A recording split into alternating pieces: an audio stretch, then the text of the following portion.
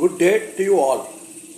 Comrades and friends, this is Global Weekly News, serial number 18. The first item, resignation of United Kingdom's Prime Minister. UK's Finance Minister presented a mini budget on United Kingdom's Finance Minister presented a mini budget on 23rd September.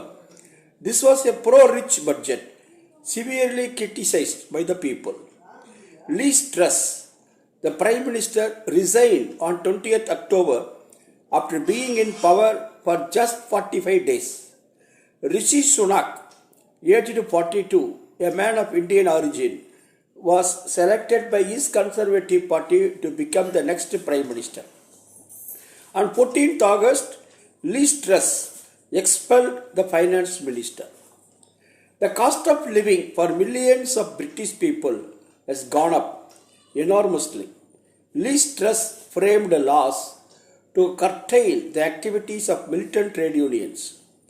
During strikes, there shall be no stopping of transport or any other infrastructure. Ceiling was fixed on bankers' bonuses.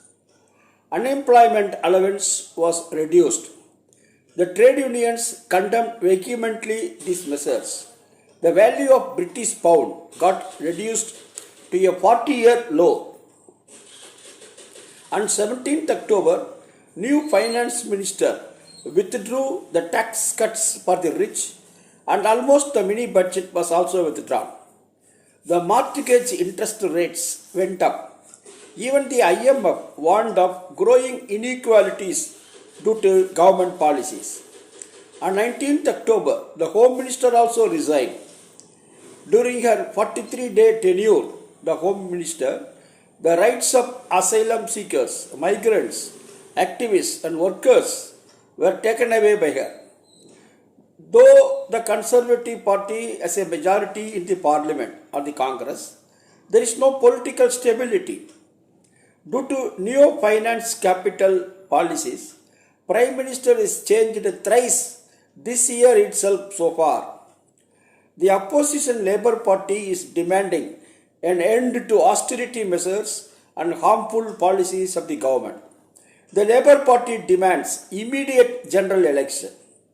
As per Office of National Statistics, Consumer Price Index has gone up by 10.1% in September. This is the highest rise in 40 years. The food prices went up by 14.5% compared to last year. Housing expenses have increased by 20%.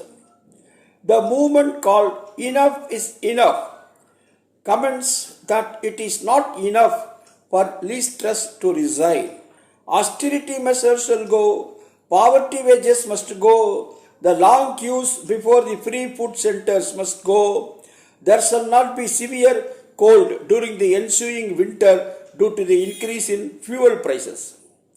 UK's Parliament member and Labour Party leader Jeremy Corbyn has commented that the resignation of Liz Truss is an indication of destabilization of economic structure.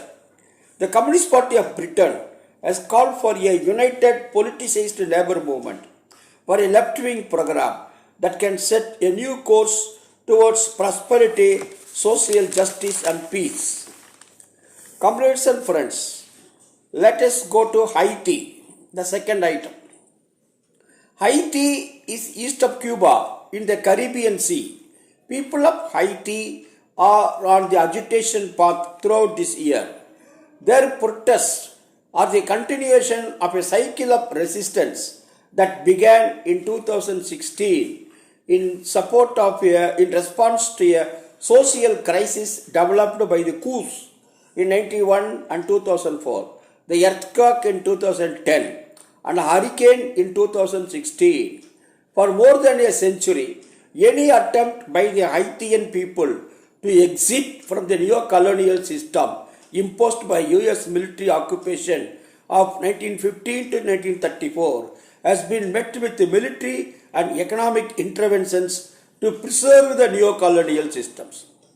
The structure of dominations and exploitation established by that colonial system have made the Haiti people poorer, with most of them having no access to drinking water, health care, education, or decent housing. Of Haiti's 11.4 million people, 4.6 million are food insecure and 70% are unemployed. Uprooting of the colonial system was first voiced in the pro-democracy movements of 1986 that fought against the US-backed dictatorship. The government of Haiti, led by acting Prime Minister and acting President Ariel Henry, he was not elected by the people.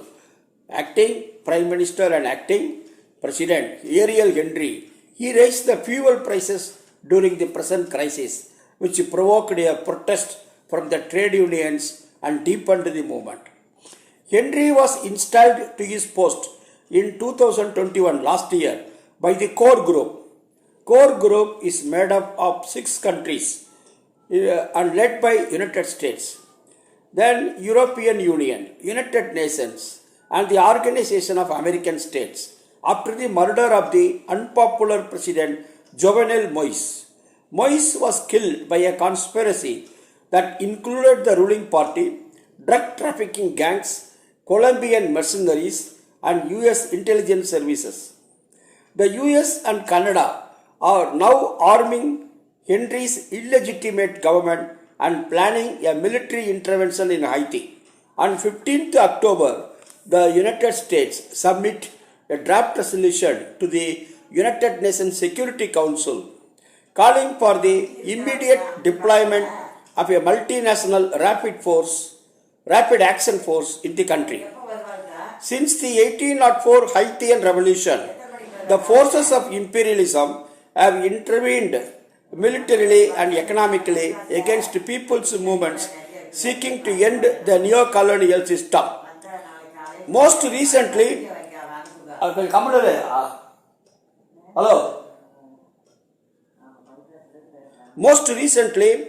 these forces entered the country under the auspices of United Nations via the United Nations Stabilization Mission in Haiti, which was active from 2004 to 2017. A further such intervention in the name of human rights would be catastrophic for the Haitian people, whose movement is blocked by gangs created by Haitian oligarchy, supported by the core group and armed with weapons from the United States. Haiti's crisis can only be solved by the Haitian people, but must be accompanied by international solidarity. Cuban Medical Brigade first went to Haiti in 1998. Latin American countries worked with the popular movements on reforestation and popular education since 2019. Venezuela assisted by providing discounted oil to Haiti.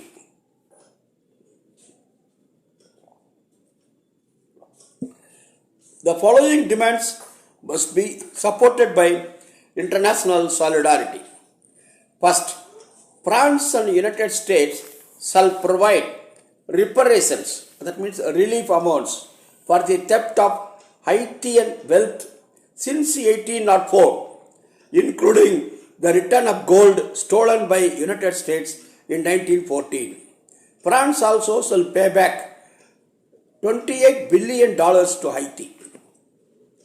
Second, US shall return Navassa Island to Haiti. Third, United Nations shall pay for the crimes committed by United Nations peacekeeping forces which killed tens of thousands of Haitians, raped untold numbers of women, and introduced cholera into Haiti.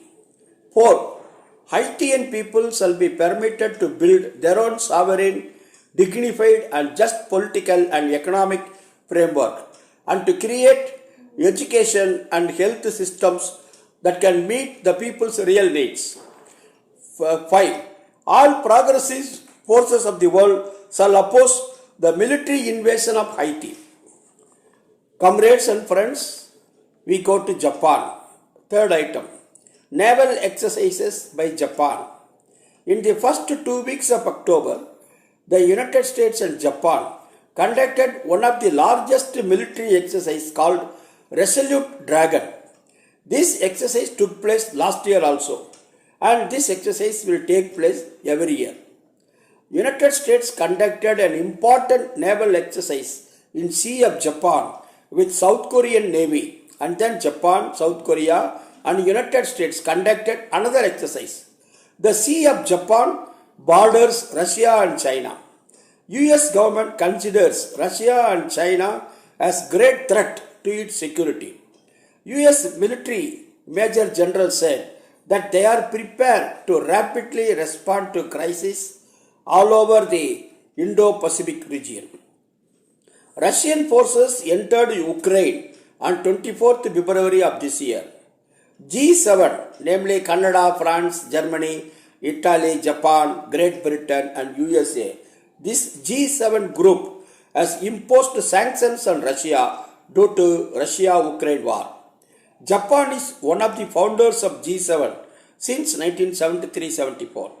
Japan also signed the sanctions papers, but Japan's Prime Minister Fumio Kishida and his cabinet decided not to impose sanctions on Russia since Japan depends on Russia for its energy security and the economic needs. Japan has a pipeline project leading to the island Sakhalin in Russia. Due to sanctions on Russia by the G7, many Western companies are leaving Russia and Japan has been buying these companies. Japan has economic coordination with China. Japan is a party to the RCEP, Regional Comprehensive Economic Partnership, that is a free trade agreement. The following 15 countries are members of the RCEP, Regional Comprehensive Economic Partnership: Australia, Brunei, Cambodia, China, Indonesia, Japan, South Korea, Laos, Malaysia, Myanmar, New Zealand, Philippines, Singapore, Thailand and Vietnam. These 15 countries have 30% of the world's population and they produce 30% of global GDP. RCEP Free Trade Agreement was signed in November 2020. As per Article 9 of Japan's Constitution, Japan cannot interfere or involve in any military activity in any other country. Comrades and friends, we go to the election scene in Brazil. Second round of elections in Brazil. On 30th October, second round of presidential elections will be held in Brazil. Both Lula da Silva and Jair Bolsonaro are in hectic campaigning. Brazil's Supreme Electoral Court President Alexander Moraes has said that spreading of allegations, scandals and fake news has intensified after the first round of elections on 2nd October. A clip of Bolsonaro speaking in an interview wherein he is talking about walking through Brasilia and coming upon seeing some young girls 14 and 15 years old. He says that he saw that young girls were pretty and looked nice. He stumbled upon a brothel of young Venezuelan girls. This clip was shared among millions of people. That is, Bolsonaro is spreading the news that if Lula gets elected, there will be more and more brothels wherein Venezuelan girls will be there. Bolsonaro made a video with Juan Guaido of Venezuela. Juan Guaido lost the presidential elections in Venezuela to Nicolas Maduro. Nicolas Maduro is the actual president, but Juan Guaido says he is the real president. So he is an active supporter of Bolsonaro. The natural forests of Amazon in Brazil have to be protected in order to prevent any drastic changes in the climate. Bolsonaro is in close contact with selfish corporates, destroying these forests for their personal greed and profits. The corporates, they bribed the local politicians and officials. Bolsonaro was able to get more votes in the first round in areas where deforestation by the corporates is taking place. Lula da Silva in podcast has spoken about how we will promote the interests of the working class. Lula is speaking to the evangelicals also. Opinion polls have predicted 4 to 5% lead over Bolsonaro for Lula. So we all hope that Lula will be elected as the new president of Brazil on the second round of elections to be held on 30th October in Brazil. And that will bring about a socio-political changes all over the world. Fifth item is Egypt. Comrades and friends, there is a military dictatorship in Egypt for the past 10 years. In Egyptian jails, there are about 60,000 political prisoners. Alaa el-Fatah is on hunger strike. A prisoner is on hunger strike from 2nd April, demanding his release and improvement in jail conditions. He has completed 200 days of hunger strike in the jail. His physical condition has deteriorated. His family members and social activists are calling for international intervention for his release. Alaa is 40 years old. His sister is on a sit-in before the British Embassy office. Her protest is supported by many human rights groups. In the beginning of this year, Alaa el-Fatah obtained British citizenship. His sister is requesting the British government to take Alaa to Britain. COP27, that is Conference of the Parties, Summit for Climate Change, International Summit for Climate Change, COP27, that will begin in Egypt on 6th November. Many world leaders will attend this important summit and raise their concerns on climate change.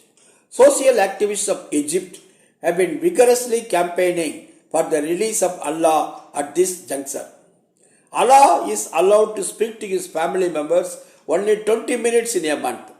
Camera is there in his room. His room is lighted all the 24 hours. He is not even given a radio, whereas other prisoners are given that radio. Alaa el-Fatah played an important role in the pro-democracy movement in 2011 against the long-time ruler dictator Hosni Mubarak. In 2013, Abdul Fattah al-Sisi conducted a coup and came to power. Alaa was given 5-year imprisonment in 2014. Though Alaa was released in 2019, immediately he was again re-arrested on false charges. Under Abdul Fattah al-Sisi's rule, large-scale oppression took place.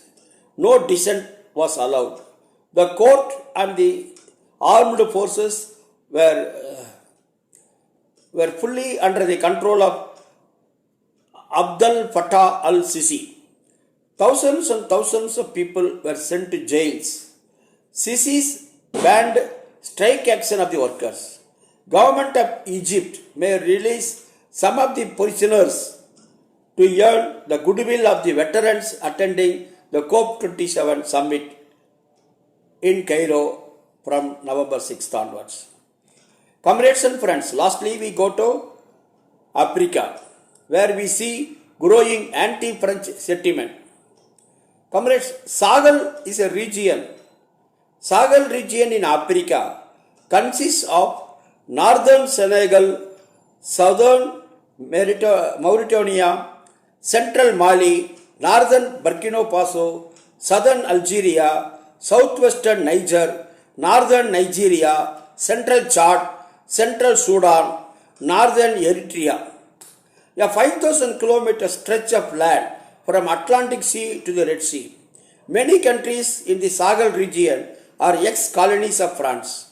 The people of Sahel region are in dire need of humanitarian assistance due to wars and conflicts, due to poverty, due to climate change, due to food insecurity and political instability. In 2021 alone, 110,000 people got affected by cholera. Yellow fever is on the rise at 20 years high. Anti-French sentiment is increasing in the Sahel region and North Africa due to the destabilizing activities by the French military interventions. In 2011, NATO and French troops invaded Libya, African country. In Mali, there was a coup in August 2020. In Burkina Faso, there was a coup in September 2022. In Guinea, there was a coup in September 2021. Coup again in Mali on May 2021. In Burkina Faso on January 2022. All these coups, that is, conspiracies against the government, are an indication of anti-French sentiment. Mali's military leaders closed the military camps of France in May 2022. There were protests against the French in Morocco and Algeria of Africa.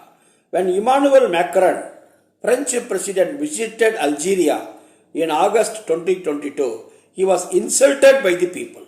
This all this week, comrade. Global Weekly News, serial number 18. See you next week. Thank you, comrades. Lal Salam.